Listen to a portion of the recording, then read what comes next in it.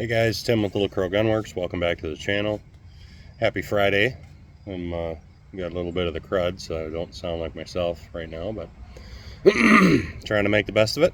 I wanted to take a few minutes to talk about 7mm-08 and address that last little short video we did, the little cryptic one where you weren't really sure what I was doing till the end. I kind of wanted to just gauge and see where you guys were at and see what kind of interest we had in 7mm-08 and see how you guys respond to that. And it seems like there's quite a bit of interest in that cartridge being added to our 7mm Showdown Series.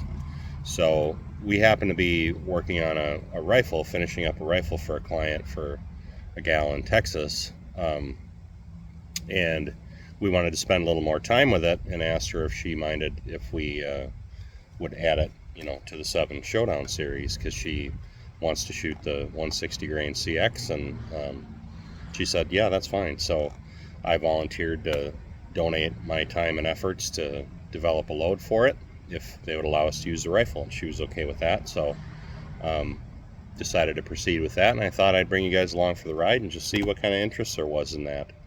And it seems like you guys are really interested in it, so I want to take a few minutes to talk about what we're going to do with this, and powders I decided to test and try and pick and explore, and go over a few things like that. So as you guys saw in the little cryptic video, I just did some powder calibrations to see, kind of get an idea of what powder this rifle and cartridge and bullet combination we're preferring.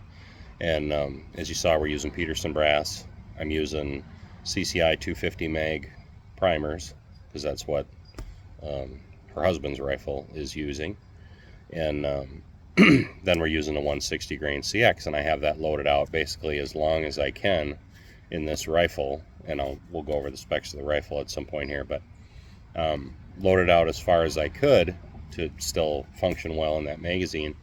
And we're jumping like 50 or 60 thousandths. So I couldn't get up close to the rifling because we didn't have enough magazine to do so with the reamer that we used. And based on the results I'm seeing, it's not going to matter. This thing's going to frickin' hammer. So I just want to spend a little time talking about powder. I noticed in the comments on that video that guys were kind of taking stabs in the dark on what you thought I was using, and I wanted to run through that a little bit. So if you guys have watched how we do things, you know that I use Gordon's reloading tool for everything. And I didn't have fired water capacity for this brass, but I had virgin water capacity, and kind of used that to get started, and figured out where I was going to be able to seat my bullet like I always do. And it looked like the best candidates based on my criteria for this 24-inch barrel included. If you guys have watched their stuff, you know that I end up picking powders that are in a very tight window. I don't explore like a wide range of the burn rate chart. It's a very, very tight window. I test the best choices in that window and see what the gun tells me. And historically, I would say that doesn't always give me the highest maximum velocity at peak pressure, but we usually end up with something that shoots really good.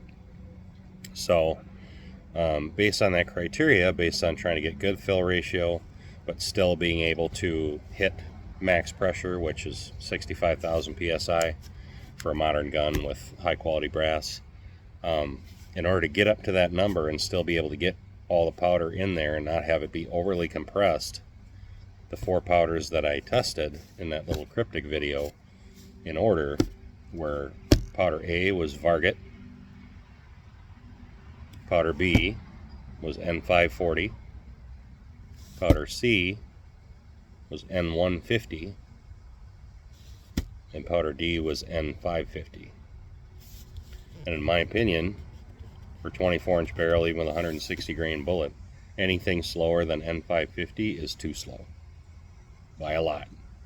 N550 isn't even burning all the way till you're halfway up the ladder test. So, and N550 is a lot more dense than something like H4350. So H4350 is going to take up even more space than N550, and you're going to run out of space before you get anywhere near max pressure. So even loading these long, my cartridge overall length is 2.96 which is very long. You know, these 160 CXs are super long.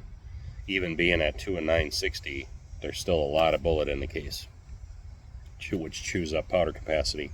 But even if we weren't doing that, I think you'd still run out of space, and the powder wouldn't be burning all the way, and you'd have, you know, suboptimal burn characteristics, and that could cause inconsistency issues and reduced peak velocity and that sort of thing.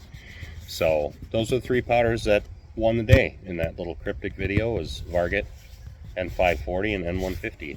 So then I loaded up 15 shot ladder test for each of those, and I just got done shooting that today. Hopefully this is the tail end of the heat here. It's October 2nd, and it was 85 degrees, so I had to use both fans and took forever, but I did get all the testing done. And this thing, I'll show you. These are the 15 shot tests. They're all tiny. This thing's gonna frickin' hammer, and I think I'll do separate videos on each of those. I was not able to record the target footage for these 15 shot tests because the camera overheated, but I think I'll run through the results, and then for each of these powders, so we'll do like a Varget video, an N540 video, and an N150 video. We'll run through the 15 shot test, and then what sweet spots I wanted to test within that, like basically the same format as we did for the rest of the 7mm Showdown series. And then we'll go into the results of that. Like, okay, here was a 15 shot test. Here's the sweet spots I picked out of there. Here's how they shot. And then we'll try to pick winners and losers to stretch out at long range. But just wanted to kind of catch you guys up on you know, where we're at with this and how it's unfolding and why we decided to add it. We just coincidentally had a gal that wanted to build a 7mm-08 24-inch barrel, so the velocities are a little bit reduced compared to the other rifles in the series, which are all 26s. But you know, the 7mm-08 wasn't going to be as fast as any of the other cartridges anyway, and we can basically add, you know, 20-25 feet per second to these velocities and get an idea of what the max would have been anyhow. But yeah, just wanted to catch you guys up on what we're doing with this and what our plans are.